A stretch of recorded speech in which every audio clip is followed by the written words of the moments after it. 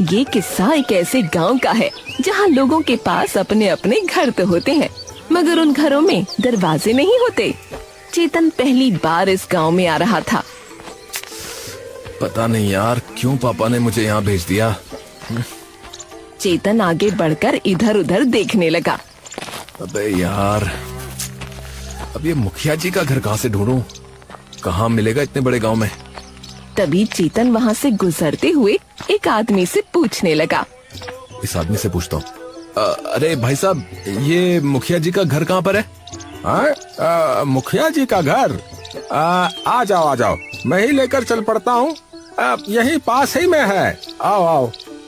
वो गांव वाला तभी चेतन को मुखिया के घर ले जाता है।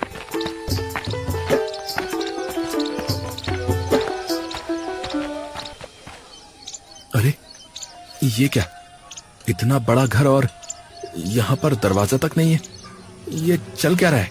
लो भाई, यही है मुखिया जी का घर। जी धन्यवाद भाई साहब, धन्यवाद। अरे कोई बात नहीं भैया। चेतन मुखिया के घर के बाहर जाकर खड़ा हो जाता है। तभी अंदर से एक औरत बाहर आती है। जी भाई साहब। जी वो मुखिया जी से मिलना था मुझे। अच्छा, वो अभी नहाकर आते ही होंगे, आप बैठिए तब तक। चेतन अंदर आकर सोफे पर बैठ जाता है। वैसे पहले कभी नहीं देखा आपको इस गांव में? हाँ, जी मैं ना पहली बार आ रहा हूँ यहाँ पर। असल में मेरे पापा यहीं रहा करते थे। अच्छा, नाम क्या है आपके पापा का? जी उनका नाम राजू मिश्रा था। लक्ष्मी एकदम से चौंक जाती है। तुम राजू के बेटे हो? जी हाँ।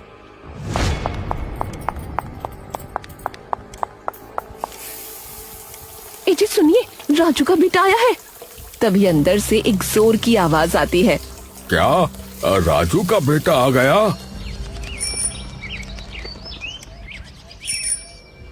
थोड़ी ही देर में सरपंच वहाँ आ जाता है। अरे वाह वाह वाह वाह, अरे स्वागत है बेटा तुम्हारा इस रक्षधाम गांव में। हाँ अरे धन्यवाद काका। और बताओ बेटा, पापा कैसे हैं तुम्हारे? हैं? अरे वो तो एकदम ठीक है मुखिया जी। अरे बेटा, तुम तो मुझे चाचा बुलाओ, चाचा। तुम्हारे पापा और मैं तो बचपन के दोस्त हैं। हाँ, और फोन आया था उसका कि तुम कुछ हफ्तों के लिए आ रहे हो। जी पापा ने बताया मुझे। तभी मुखिया का बेटा कबीर वहाँ आ जाता है। अरे वाह, तू भी आ गया। चेतन बेटा, लो इससे मिलो, ये है मेरा बेटा कबीर। अरे कैसे हो भाई? मैं ठीक हूँ भाई, आप बताओ। बस एकदम बढ़िया। पापा 5,000 रुपए दो ना, वो मुझे अपनी किताबें लेकर आनी है। अरे पैसे की क्या जरूरत है, अपने किसी दोस्त से मांग ले, काम चल जाएगा। पापा किसी फिजूल चीज के लिए थोड़ी मांग रहा हूँ। अरे बेटा, हमारे जमाने में हमारे पिता कभी ऐसा खर्चा नहीं करने देते थे। तभी लक्ष्मी वहाँ आती है। अरे तुम दोनों मेहमान के सामने शुरू हो गए। अरे अपना ही तो बच्चा है, इससे क्या छुपाना। सब लोग आराम से बैठकर बात करने लगते हैं। ठीक है, तुम दोनों बच्चे बैठो, मुझे थोड़ा काम है चौपाल में, तो मैं एक बार वहाँ होकर आता हूँ। कबीर, चेतन को उसका कमरा दिखा दो जरा बेटा। मुखिया ये कहकर बाहर की ओर निकल जाता है और लक्ष्मी वापस अंदर चली जाती है। वैसे भैया, आप यहाँ किसी काम से आए हो क्या? अरे अब क्या बताऊं यार, पापा ने ना जबरदस्ती भेज दिया मुझे तो। पर क्यों? तो मंदिर क्यों नहीं गया आज? अरे पापा, आपको पता है ना, मैं नहीं मानता इन सभी चीजों में। बेटा, ये जो सुख शांति बनी हुई है ना हमारे घर में, ये सब भगवान की ही कृपा है, समझे? अच्छा पापा, तो जो दुख आते हैं हमारे घर में, वो भी फिर भगवान की ही कृपा हुई ना? अरे तू बच्चों वाली बात क्यों करता है रे? अरे मैं क्या बच्चों वाली बात कर रहा हूँ पापा, आप भगवान को मानते हो, मैंने कुछ कहा क्या है? तो आप मेरे पीछे क्यों पड़े रहते हो कि मैं भी भगवान को मानूं? राजू कुछ देर तक चुपचाप बैठा उसे देखता रहता है। तुझे ऐसे समझ में नहीं आएगा बेटा, तो तू एक काम कर, तो 1 महीने के लिए मेरे गांव में जा, तब तुझे समझ में आएगा कि भगवान का महत्व क्या होता है। अरे पापा, आप कहाँ फंसा रहे हो मुझे? अच्छा चलो मैं चला भी जाऊं, ये तो बताओ कि वहाँ रहूंगा कहाँ पे? मैं तो जानता भी नहीं हूँ किसी को वहाँ पर। सुन, उस गांव का मुखिया मेरा बचपन का दोस्त है, तो उसी के साथ रहना। तू अपना सामान बांध, मैं उसे अपने आप कह दूंगा फोन करके। कबीर ये सुनकर एकदम चुप हो जाता है और तभी चेतन का ध्यान एक बार फिर से घर के दरवाजे की ओर चला जाता है। अच्छा कबीर, मुझे एक बात बताओ यार, अभी मैं रास्ते से आ रहा था तो देखा कि किसी भी घर में दरवाजा नहीं लगा। कबीर ये सुनते ही मुस्कुराने लगता है। भैया, आप चाहे भगवान में मानते हो या न मानते हो, लेकिन हमारे गांव में हम सभी लोग काफी ज्यादा धार्मिक और पूजा पाठ करने वाले लोग हैं। लेकिन हमारे गांव में मान्यता सिर्फ हमारे कुल देवता की है। कुल देवता? वो कौन है? द्वारपाल बाबा। जब से ये गांव बना है ना, तब से किसी ने भी अपने घर पर कोई दरवाजा नहीं लगाया, क्योंकि जब तक द्वारपाल बाबा हमारे साथ हैं, तब तक इस गांव का कोई बाल भी बाका नहीं कर सकता। भैया, आप मानेंगे नहीं, इस गांव में ना आज तक कोई चोरी तक नहीं हुई, और यदि कोई अपने घर पर दरवाजा लगवाता भी है तो उसे यहाँ पर पाप माना जाता है। अरे पर क्यों? क्योंकि अपने घर पर दरवाजा लगाने का मतलब तो ये हुआ ना कि वो इंसान द्वारपाल बाबा के अस्तित्व पर उंगली उठा रहा है। ये सुनकर चेतन एकदम विचलित हो जाता है और कहीं न कहीं चेतन के मन में इस धारणा को लेकर कुछ घृणा सी आ जाती है। और मानो अगर तुम्हारे घर से लाखों रुपए चोरी हो गए, फिर क्या करोगे? तुम्हारे बाबा आएंगे तुम्हें बचाने? नहीं भैया, आज तक तो ऐसा कभी नहीं हुआ। हमारे द्वारपाल बाबा ने कभी ऐसा होने ही नहीं दिया। और अगर ऐसा हो गया तो आएंगे तुम्हारे बाबा? एक बात बताओ, कभी देखा भी है उन्हें? अरे पर आज तक किसी के घर में चोरी वगैरह भी तो नहीं हुई। ये सब उन्हीं की कृपा है। तुम ये बताओ कि क्या तुमने या किसी ने भी उन्हें देखा है आज तक? कबीर बिना कुछ कहे अपना सर झुका लेता है और कुछ नहीं बोल पाता। अच्छा कबीर, मैं थक गया हूँ, तो मुझे मेरा कमरा दिखा सकते हो क्या? कबीर चेतन का सामान उठाकर उसको उसके कमरे में ले जाता है और उसका सामान कमरे में रखकर वापस नीचे चला जाता है। कैसे कैसे लोग हैं दुनिया में। दुनिया कहां से कहां पहुंच गई, और ये लोग जो है कुछ भी माने बैठे। चेतन वहाँ लेट जाता है और थोड़ी ही देर में उसकी आंख लग जाती है। शाम हो चुकी होती है और तभी कबीर चेतन के घर में आ जाता है और उसे उठाने लगता है। चेतन उठकर बैठ जाता है। क्या हुआ? भैया, मंदिर जाना है, आप भी चलिए ना।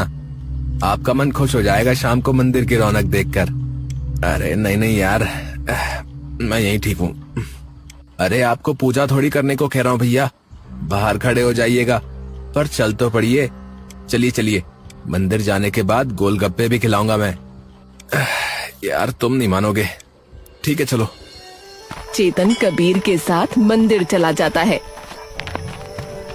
चेतन मंदिर के बाहर खड़ा सभी लोगों को चुपचाप देख रहा होता है कि तभी पूजा अर्चना करते हुए पंडित जी का ध्यान चेतन पर जा पड़ता है। ये मूर्ति तो सोने की लग रही है। थोड़ी देर में कबीर और सरपंच लोग पूजा करके मंदिर से बाहर आ रहे होते हैं। अरे बेटा, तुम बाहर क्यों खड़े थे? अरे वो बस ऐसे ही। अच्छा चाचा, वैसे ये मूर्ति सोने की है क्या? हाँ हाँ। चेतन कुछ देर तक बिना पलक झपकाए उस मूर्ति की ओर देखता रहता है। क्या हुआ बेटा? चेतन कुछ नहीं बोलता, बस एकटक उस मूर्ति की ओर देखता रहता है। लेकिन चेतन की नजरों को देखकर सरपंच जी के मन में एक अजीब सी आशंका पैदा हो जाती है। तभी पीछे से पंडित जी की आवाज आती है। अरे बेटा। पंडित जी कबीर और सरपंच के पास आते हैं। जी पंडित जी, इस बच्चे को तो मैं पहली बार यहाँ देख रहा हूँ गांव में। जी जी, मेरे खास दोस्त का बेटा है। अति उत्तम। लेकिन तुम मंदिर के भीतर क्यों नहीं आए? पंडित जी, दरअसल मैं ना भगवान वगैरह में विश्वास नहीं रखता ज्यादा। चलो ठीक है भाई, जैसी तुम्हारी मर्जी। ये सुनते ही चेतन थोड़ा सा चौंक जाता है। अरे अरे कमाल हो गया पंडित जी, मेरे पापा तो मेरे पीछे ही पड़े रहते हैं कि मैं भगवान में मानने लगूं, और आप पंडित जी होकर भी ये कह रहे हैं कि जैसी मेरी मर्जी। बेटा, वो भगवान है, मनुष्य नहीं जो अपने स्वार्थ के लिए कार्य करें। भगवान तो हर मनुष्य से निस्वार्थ प्रेम करते हैं। बस अच्छे इंसान बनो और वो सदैव तुम्हारे साथ रहेंगे, फिर चाहे तुम मानो उन्हें या ना मानो। ये सुनते ही चेतन मुस्कुराने लगता है और कुछ देर बाद चेतन कबीर के साथ गोलगप्पे के ठेले पर चला जाता है।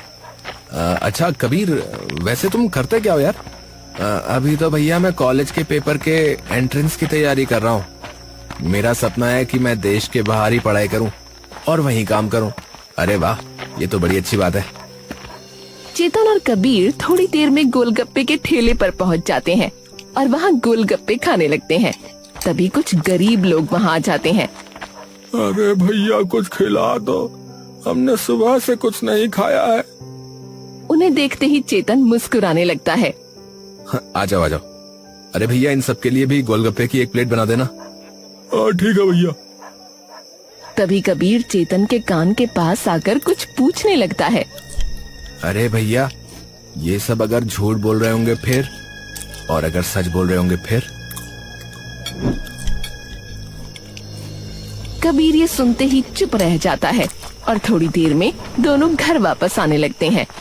वैसे एक बात बताओ कबीर, तुम्हारे मंदिर में इतनी महंगी सोने की मूर्ति रखी है और वहाँ कोई दरवाजा भी नहीं है, तो अगर तुम्हारे भगवान की मूर्ति ही चोरी हो गई तो?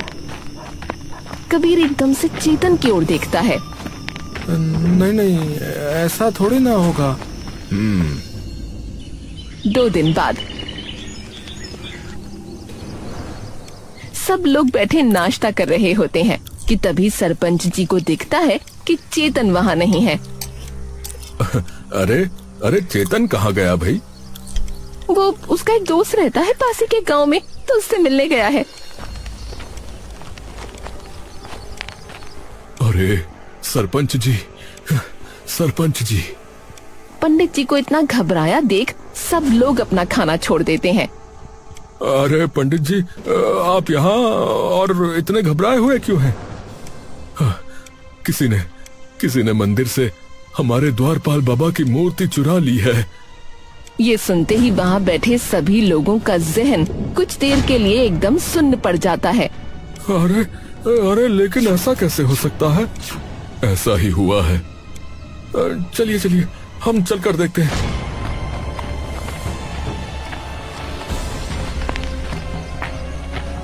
सब लोग तुरंत मंदिर पहुंच जाते हैं और जाकर देखते हैं कि सचमुच वहाँ से मूर्ति गायब हो चुकी है। अरे राम राम राम राम, ये क्या हो गया? पंचायत बिठानी पड़ेगी अभी की अभी।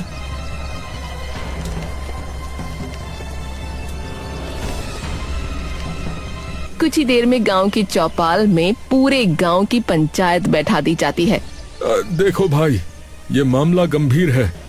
अरे न जाने किसकी नजर लग गई भैया हमारे गांव को, कभी ऐसा नहीं हुआ था।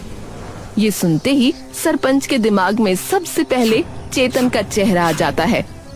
आज सुबह से ही वो कहीं नहीं दिखा। हमें तो ये भी नहीं पता कि कौन से दोस्त के घर गया है।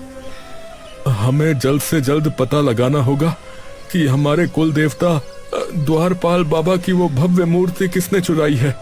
देखिए, इस मूर्ति को जिसने भी चुराया है उसने न केवल गांव का अपमान किया है, अभी तो उसने हमारे कुल देवता का भी अपमान किया है, हमारी मान्यताओं का अपमान किया है, और उसे इसका पाप अवश्य लगेगा। चिंता मत कीजिए पंडित जी, हम जल्द से जल्द इसके चोर को ढूंढ निकालेंगे। सबसे पहले तो हमें इसकी रिपोर्ट थाने में दर्ज करवानी पड़ेगी।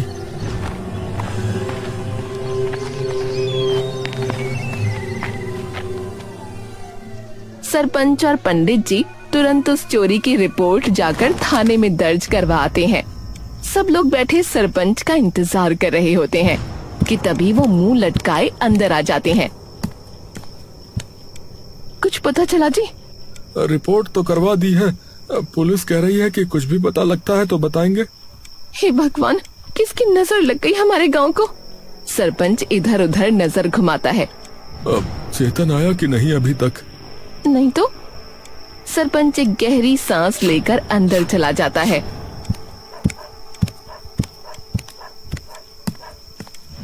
हेलो। अरे हेलो भाई राजू, कैसे हो? अरे कैसे हो भाई, कैसे हो? अरे मैं ठीक हूँ भाई। अरे चेतन सही से रह रहा है या नहीं? हाँ वो तो रह रहा है, पर एक बात बताओ मुझे। हाँ हाँ पूछो पूछो।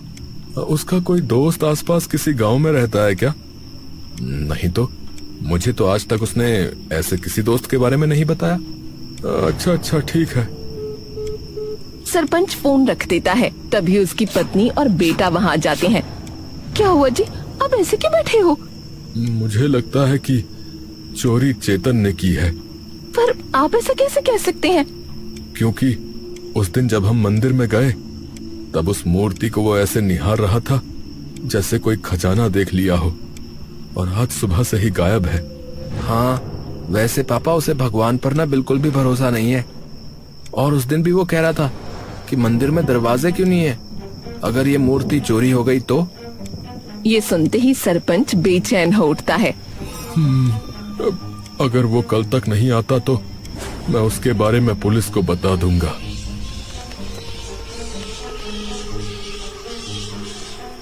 सरपंच घर पर बैठा उसका इंतजार कर रहा होता है। रात हो गई लेकिन ये अभी तक नहीं आया। अब तो मुझे। तभी चेतन एकदम से अंदर आता है। अरे चाचा, आप जगे हुए हैं अभी तक? हाँ बैठो बैठो, बात करनी है तुमसे कुछ। चेतन आकर बैठ जाता है। अरे क्या हुआ चाचा? अरे आज मंदिर से किसी ने हमारे बाबा की मूर्ति चुरा ली। ये सुनते ही चेतन दंग रह जाता है। मुझे सच सच बताओ कि क्या ये तुमने चुराई है? अरे ये आप क्या कह रहे हैं चाचा? मैं ऐसा क्यों करूंगा भला? क्योंकि मैंने देखा था उस दिन कैसे देख रहे थे तुम उस मूर्ति को, और एक तुम ही हो जिसे भगवान पर भरोसा नहीं है। और तुम्हारे पापा ने भी बताया है कि तुम्हारा कोई दोस्त नहीं रहता यहाँ किसी आसपास के गांव में। तो फिर कहाँ गए थे तुम? अरे मैं सच में अपने दोस्त से ही मिलने गया था।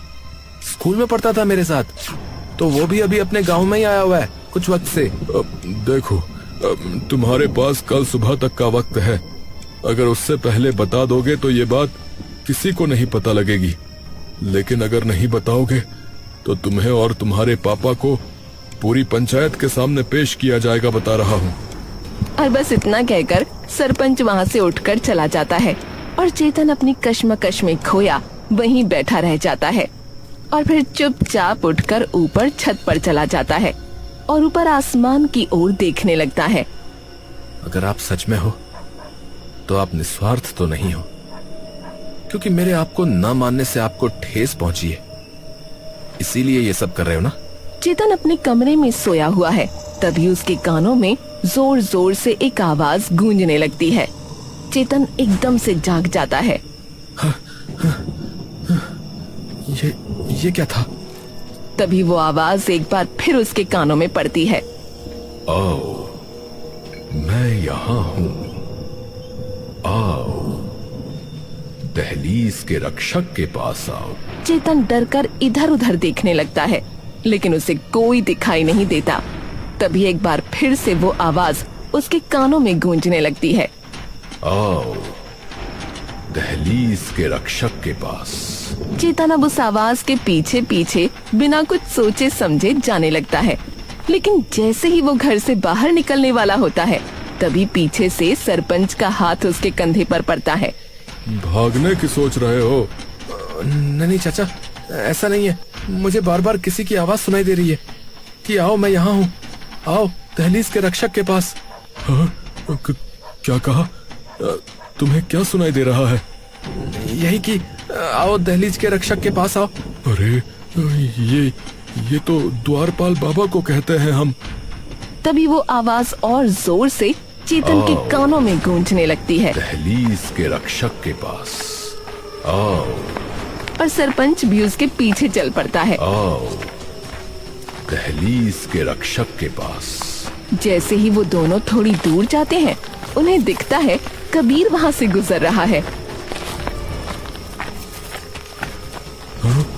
अरे कबीर यहाँ क्या कर रहा है? दोनों दबे पांव कबीर के पीछे चल पड़ते हैं। उसके पीछे जंगल के अंदर वाले भाग में वो पहुंच जाते हैं। तभी उन्हें दिखता है वहाँ एक और इंसान खड़ा है। कबीर उस इंसान के पास जाकर खड़ा हो जाता है। हाँ भाई, लेकर आया। अरे पहले से यहीं पर लाकर रख दी थी मैंने, चलो मेरे साथ। कबीर एक गुफा की ओर चल पड़ता है और फिर गुफा के अंदर जाकर उसमें से वही मूर्ति निकालकर ले आता है, जिसे देख सरपंच के दिल पर मानो कोई भारी पत्थर आ गिरता है। भगवान। हाँ, तो अब दो मुझे मेरे 10 लाख रुपए। तभी सरपंच पास पड़ी एक मोटी सी लकड़ी लेकर उनके सामने आ जाता है और उसे देखकर वो इंसान तुरंत वहाँ से भाग जाता है। पापा, चेतन, अरे आप लोग यहाँ पर क्या कर रहे हैं? अरे तेरी करतूतों का कच्चा चिट्ठा खोल रहे हैं। अरे तुझे तनिक भी शर्म नहीं आई ये सब करते हुए हैं? अरे बता क्यों किया ये सब? बता क्यों किया ये सब? कबीर बिना कुछ कहे अपना सर झुका लेता है। अरे मैंने कहा कि बता क्यों किया ये सब, क्यों किया? कबीर का गुस्सा एकदम से फट पड़ता है। अरे क्योंकि मैं बाहर पढ़ना चाहता हूँ, और क्यों किया?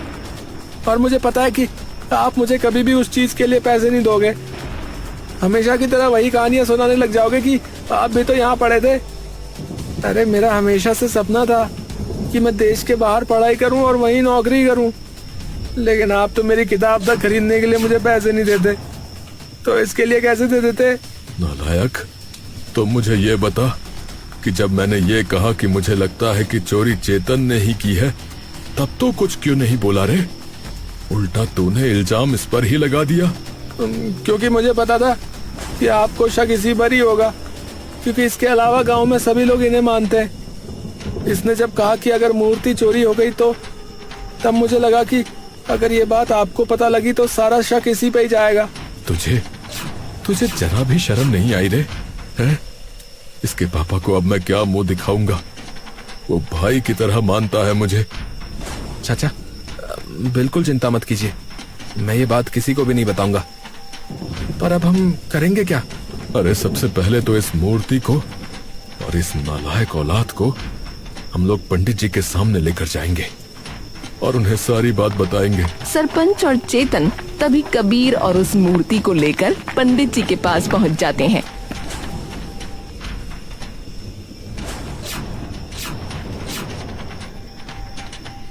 और उन्हें सारी बात बता देते हैं। देखिए, इसमें भूल आपकी भी है सरपंच जी। बालक किसी गलत चीज के लिए पैसे नहीं मांग रहा था। आप हर बार यदि उसे मना ही करेंगे तो वो पूछना ही छोड़ देगा, और आगे से आप प्रयास करें कि उसकी बात को पूरी तरीके से समझें। और रही बात इस मूर्ति की और गांव के लोगों की, तो उन्हें मैं अपने आप समझा लूंगा, परंतु आगे से ऐसा नहीं होना चाहिए कबीर। जी पंडित जी, मुझे माफ कर दीजिए। सब लोग वापस जाने लगते हैं कि तभी चेतन पंडित जी के पास आ जाता है। अब मुझे एक बात समझ में नहीं आई पंडित जी, कि सरपंच जी ने कहा कि वो आवाज द्वारपाल बाबा की है, लेकिन वो मेरी मदद क्यों करेंगे? मैंने क्या कहा था कि भगवान तो हर व्यक्ति से निस्वार्थ प्रेम करते हैं।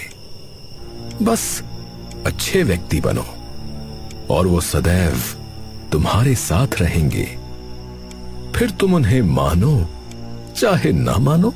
इस कबीर को देखो, इसने इन द्वारपाल बाबा को मानते हुए भी अपने ही भगवान के साथ गलत कर दिया, परंतु सफल नहीं हो पाया।